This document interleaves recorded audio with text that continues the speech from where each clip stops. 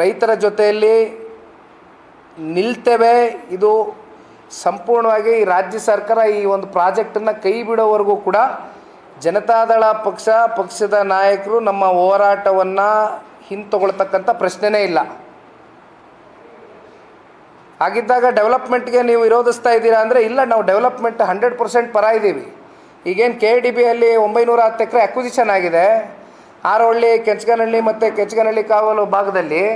ದಯವಿಟ್ಟು AICT ಅಂತ ಏನು ಹೇಳ್ತಿದ್ದೀರಿ, ಇಲ್ಲೊಂದು ಪೈಲಟ್ ಪ್ರಾಜೆಕ್ಟಾಗಿ ಮಾಡಿ ತೋರಿಸಿ, ಜನಕ್ಕೊಂದು ವಿಶ್ವಾಸ ಮೂಡಿಸಿ. ಇಲ್ಲಿ ನಿಮ್ಮ ಹತ್ರ ದುಡ್ಡು ಇಲ್ಲ, ಅದೆಲ್ಲ BMRDAಯಿಂದ ಸಾಲ ತಗೋತೀನಿ ಅಂತೀರಿ. 3 ವರ್ಷದಲ್ಲಿ ಪ್ರಾಜೆಕ್ಟ್ನ ಸಂಪೂರ್ಣ ಮಾಡ್ತೀವಿ ಅಂತೀರಿ. ನೀವು 3 ವರ್ಷದಲ್ಲಿ ಪ್ರಾಜೆಕ್ಟ್ನ ಸಂಪೂರ್ಣ ಮಾಡಲಿಕ್ಕೆ ಆಗ್ತದಾ? ಇಲ್ಲಿವರೆಗೂ ಯಾವ ಯೋಜನೆಗಳು ಇಷ್ಟು ಕಮ್ಮಿ ಅವಧಿನಲ್ಲಿ 9,000 ಎಕರೆ ನೀವು ಡೆವಲಪ್ ಮಾಡಬೇಕು ಅಂದರೆ ಇದು ಹುಡುಗಾಟದ ಯೋಜನೆನಾ? ನಿಜವೂ ಮಾಡೋಕ್ಕಾಗ್ತದೆ ಇದನ್ನು? ಜೊತೆಯಲ್ಲಿ ದುಡ್ಡೆಲ್ಲಿದೆ? ಈಗ ಆಲ್ರೆಡಿ ನಿಮಗೆ ಪ್ರಶ್ನೆ ಕೇಳಿದ್ದೀನಿ, ಹುಡ್ಕೋ ಅಂತ ಹೇಳ್ತೀರಿ. ಹುಡ್ಕೋ ನಿಮಗೆ ಸಾಲ ಕೊಡುತ್ತೆ ಅನ್ನೋದೇನಾದರೂ ಅಫಿಷಿಯಲಾಗಿ ಇಲ್ಲಿವರೆಗೂ ಏನಾದರೂ ಲೆಟ್ರು ಕೊಟ್ಟಿದ್ರೆ ಅದನ್ನು ಸಾರ್ವಜನಿಕ ವಲಯದಲ್ಲಿ ಮುಂದೆಗಡೆ ಬಿಟ್ಬಿಡಿ, ನೋಡ್ತೀವಿ. ಅಥವಾ ಹುಡ್ಕೋಗಿ ಯಾರು ಶೂರಿಟಿ ಕೊಡ್ತೀರಿ? ರೈತರ ಜಮೀನು ಶೂರಿಟಿ ಕೊಡ್ತೀರಾ? ಈಗ ರೈತರ ಜಮೀನು ಮಾರೋಕ್ಕಾಗಲ್ಲ ಅಂತಕ್ಕಂಥದ್ದು ಈಗಾಗಲೇ ನೀವು ಆದೇಶ ಹೊರಡಿಸಿದ್ದೀರಿ.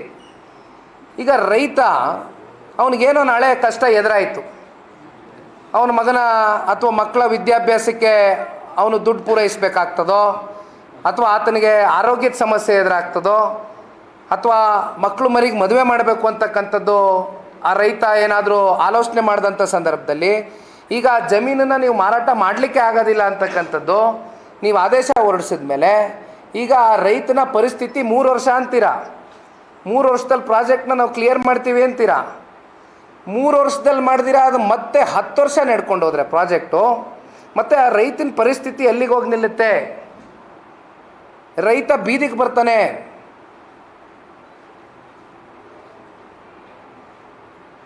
ಅದಕ್ಕೆ ಸಾಮಾಜಿಕವಾಗಿ ನೀವು ಇದನ್ನು ಅಧ್ಯಯನ ಮಾಡಿದ್ದೀರಾ ಅಂತಕ್ಕಂಥದ್ದು ಕೇಳಿದ್ದಿದೆ ಉದ್ದೇಶ.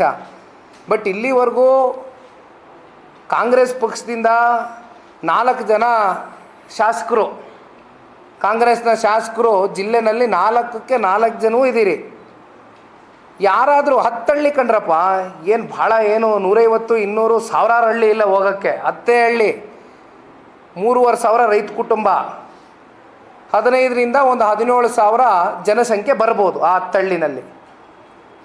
ಅಲ್ಲಿರ್ತಕ್ಕಂಥ ಶಾಸಕರು ಅಥವಾ ಜಿಲ್ಲೆಯಲ್ಲಿರ್ತಕ್ಕಂಥ 4 ಕಾಂಗ್ರೆಸ್ ಪಕ್ಷದ ಶಾಸಕರು ಹೋಗೇನಾದರೂ ಪಾಪ ರೈತರ ಹತ್ರ ಹೋಗಿ ಅವ್ರ ಮನೆಗಳಿಗೆ ಭೇಟಿ ಕೊಟ್ಟು, ಅಥವಾ ರೈತ ಹೋರಾಟಗಾರರ ಜೊತೆ ಕೂತ್ಕೊಂಡು, ಬುದ್ಧಿಜೀವಿಗಳ ಜೊತೆ ಕೂತ್ಕೊಂಡು, ಇಲ್ಲ ನಾವು ಈ ರೀತಿ ಮಾಡಬೇಕು ಅಂತ ಇದ್ದೀವಿ ಯೋಜನೆ, ನಿಮ್ಮ ಅನಿಸಿಕೆ ಏನು, ಯಾವ ರೀತಿ ಮಾಡಬೇಕು ಅಂತೀರಿ? ಅಥವಾ ನೀವು ಪಾಪ ಕಾಂಗ್ರೆಸ್ನ ಉಪಮುಖ್ಯಮಂತ್ರಿಗಳ ಜಿಲ್ಲೆನಲ್ಲಿರ್ತಕ್ಕಂಥ ಪಟಾಲಮ್ ಏನಿದೆ ಪಾಪ, ಅವ್ರದ್ದೇನೋ ಒಂದು ದೂರಾಲೋಚನೆ ಇದೆಯಲ್ಲ, ವಿಷನರಿ ಲೀಡರ್, ಅವ್ರ ವಿಷನ್ಸ್ ಏನಿದೆ, ಅವ್ರ ಥಾಟ್ ಪ್ರೊಸೆಸ್ ಏನಿದೆ, ಅದನ್ನಾದರೂ ಹೋಗಲಿ ರೈತರ ಮುಂದೆ ಇಟ್ಟು, ಇಲ್ಲ ನಿಮ್ಮ ಜೀವನ ಹಸನಗೊಳಿಸ್ತಕ್ಕಂಥದ್ದಕ್ಕೆ ನಾವು ಈ ಯೋಜನೆ ಮಾಡ್ತಾಯಿದ್ದೀವಿ ಅಂತ ಹೋಗಲಿ ಕನಿಷ್ಠ ಪಕ್ಷ ಹೋಗೊಂದು ಅವ್ರನ್ನ ಭೇಟಿ ಮಾಡ್ತಕ್ಕಂಥ ಪ್ರಯತ್ನ ಆದರೂ ಮಾಡಿದ್ರಾ? ಏಕಾಏಕಿ it is a complete undemocratic way of approach. ಇದು ಉಪಮುಖ್ಯಮಂತ್ರಿಗಳು ಮಾತಾಡಿರ್ತಕ್ಕಂಥ ಮಾತುಗಳು ನಿಜಕ್ಕೂ ಆ ಸ್ಥಾನಕ್ಕೆ ಶೋಭೆ ತರ್ತಕ್ಕಂಥದ್ದಲ್ಲ. ಅವರ ನಡವಳಿಕೆಗಳು ಇವತ್ತೇನವರು ರೈತರ ವಿರೋಧಿ ಅಂತಕ್ಕಂಥದ್ದನ್ನ ಬಹುಶಃ ಅವರ ನಡೆಗಳಲ್ಲೇನು ತೋರಿಸಿದ್ದಾರೆ. ನಾಳೆಯ ದಿನ ಜನತಾದಳ ಪಕ್ಷ ನಾವು ಇದನ್ನು ಕೈಗೆ ಎತ್ಕೊತಾ ಇದ್ದೇವೆ ಅಧಿಕೃತವಾಗಿ. ಇಲ್ಲಿಂದ ನಾನು ಮತ್ತೊಮ್ಮೆ ಹೇಳ್ತೇನೆ, ಪತ್ರಿಕಾಗೋಷ್ಠಿಯಲ್ಲಿ ಎಲ್ಲ ಮಾಧ್ಯಮದ ಮಿತ್ರರಿಗೆ 50 ಪುಟದ ಡಾಕ್ಯುಮೆಂಟ್ಸ್ನು ಕೂಡ ನಿಮಗೆ ದಯವಿಟ್ಟು ನಿಮ್ಮ ಕೈಗೆ ತಲುಪಿಸ್ತೇನೆ.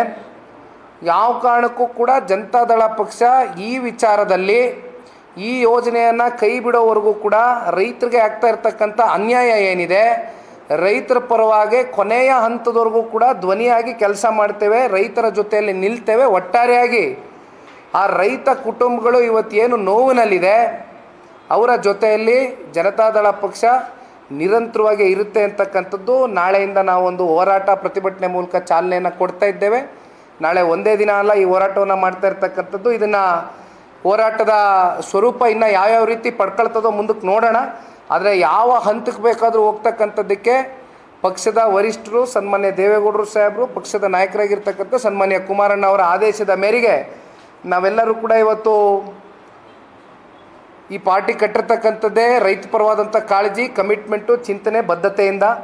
ಆ ಹಿನ್ನೆಲೆಯಲ್ಲಿ ಇವತ್ತು ರೈತರ ಜೊತೆಯಲ್ಲಿ ನಿಲ್ತಕ್ಕಂಥದ್ದು ನಮ್ಮ ಧರ್ಮ ಇದೆ, ಅದನ್ನು ನಾವು ಮಾಡ್ತೇವೆ. ಇದು ಭಾಳ ಸ್ಪಷ್ಟವಾಗಿ ಹೇಳ್ತಾ ನನ್ನ ಮಾತನ್ನ ಮುಗಿಸ್ತೇನೆ.